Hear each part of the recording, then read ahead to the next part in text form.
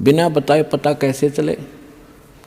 स्वयं परमात्मा आए थे, 120 वर्ष रह के चले गए, हम लाल की पहचान करना जानते नहीं, इस कारण से मार खाते रहे।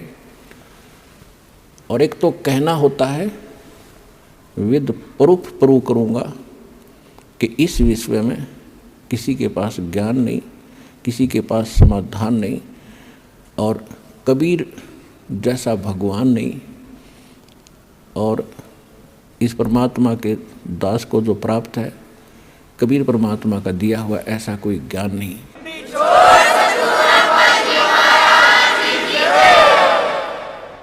अब जो प्रसंग चल रहा है कि गीता ज्ञान दाता भी जन्म मृत्यु में, उसका उपासक भी जन्म मृत्यु में, इसलिए गीता अध्याय नंबर 7 के श्लोक नंबर 12 से लेकर 15 में गीता ज्ञान दाता कहता है कि अर्जुन, इस 7वें अध्याय में आपको ऐसा ज्ञान बता दूंगा कि फिर कुछ भी जानना शेष नहीं रहेगा। इसमें क्या बताया है कि तीनों गुणों से जो हो रहा है, रजगुण ब्रह्मा से, सतगुण विष्णु से, तमगुण शिव जी से।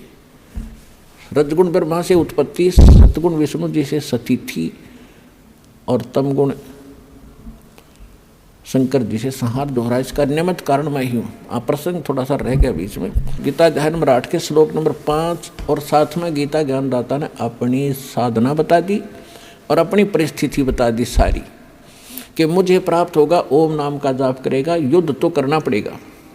फिर 8वें अध्याय के 8, 9, 10 श्लोक में कहा है कि अर्जुन जो उस परम अक्षर ब्रह्म की भक्ति करते हैं, उस परम दिव्य पुरुष परमात्मा परम अक्षर ब्रह्म सच्चिदानंद घन ब्रह्म की जो भक्ति करते हैं, जो उत्तम पुरुषत्व है, उसकी भक्ति जो करते हैं, वो भक्ति की कमाई के बल से, भक्ति की शक्ति से, योग बल से, योग माने भक्ति साधना।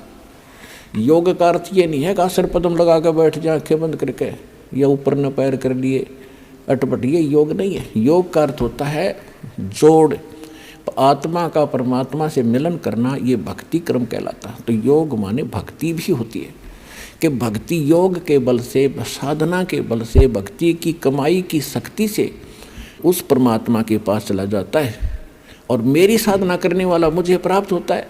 अब उस परमात्मा की भक्ति का उन्होंने मंत्र बता दिया 17वें अध्याय के 23वें श्लोक में, सांकेतिक।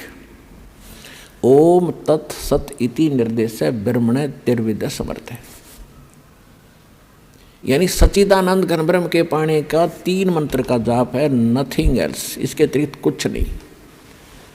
ओम ब्रह्म का, सरपुरुष का। अब फिर आइए गीता अध्याय नंबर 15 के श्लोक नंबर 16 और 17 पे। इसमें 3 पुरुष हैं, एक सरपुरुष, एक अक्षर पुरुष, और तीसरा जो आपको सिद्ध कर दिया 8वें अध्याय के 3रे श्लोक से, परम अक्षर ब्रह्म कहो, परम अक्षर पुरुष कहो। तो ओम जाप है ब्रह्म का, सरपुरुष का, जो 21 ब्रह्मांड का स्वामी है, और जो तत् है ये है अक्षर पुरुष का, जो 7 संग ब्रह्मांड का स्वामी है, जिसको पर ब्रह्म, नेक्स्ट ब्रह्म भी कहते हैं।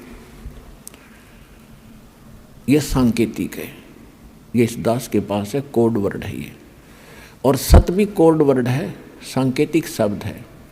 ये है परम अक्षर ब्रह्म के मंत्र जाप करने का। इसको सार शब्द भी कहते हैं, इसको सार नाम भी कहते हैं, इसको सार शब्द कहते हैं, आदि नाम कहते हैं, इसको विधेय नाम भी कहते हैं। वो मंत्र हटके है, ये सत नहीं है, ये कोड वर्ड है।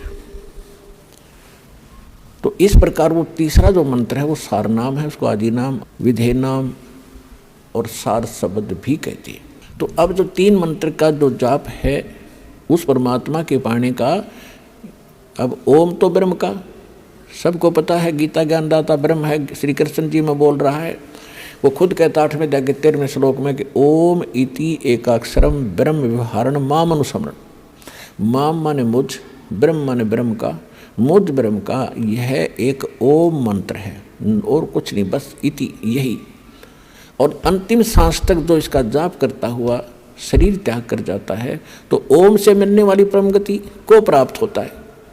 ओम की परम गति क्या है, ओम से क्या उपलब्धि होगी? ब्रह्मलोक में जागा, ब्रह्मलोक में। श्रीमद् देवी भागवत 7वां स्कंध 562 और 63 पृष्ठ पे स्वयं देवी जी कह रही है हिमालय राजा को ज्ञानोपदेश कर रही है और ब्रह्म का स्वरूप बता रही है कि उस ब्रह्म का ओम नाम है। ओम नाम का जाप कर हृदय से उसको पाने का उद्देश्य रख और फिर वहाँ चला जाएगा, ब्रह्म लोक को प्राप्त होगा। उस ब्रह्म को प्राप्त होगा, वो ब्रह्म लोक रूपी दिव्य आकाश में रहता है। यानी ब्रह्म का साधक, ओम नाम का जाप करने वाला ब्रह्म लोक में जागा। वो ब्रह्म की साधना करा, सरपुरुष की, 21 ब्रह्मांड के स्वामी की, काल की साधना करा है। गीता अध्याय नंबर 8 के श्लोक नंबर 16 में कहा है कि ब्रह्म लोक में गए हुए प्राणी भी पुनरावृत्ति में उनकी जन्म मृत्यु सदा